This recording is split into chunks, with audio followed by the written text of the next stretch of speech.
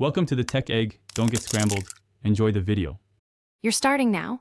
Park level and keep the brake depressed, because auto hold only toggles when the car senses a solid stop. Once the ignition is on, check the center console first. Many models have an auto hold button labeled auto hold or a symbol. If you don't see a physical button, make sure the infotainment is awake and open the vehicle settings menu. You're doing this because the system needs power and confirmation that the car is ready to accept a change.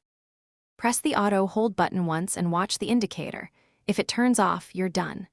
If your Hyundai uses the touchscreen, open settings, tap convenience, then drive assist, and flip auto hold to OFF. This ensures it won't re-engage automatically.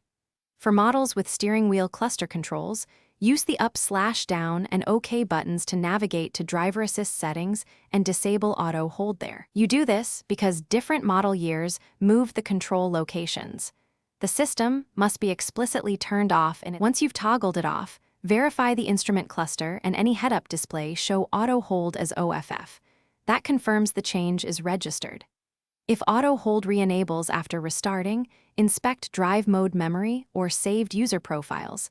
Some Hyundais restore feature states per profile.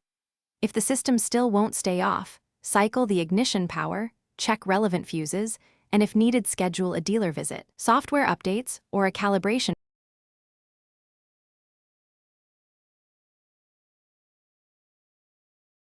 Thanks for watching. Consider subscribing if I helped unscramble your problems.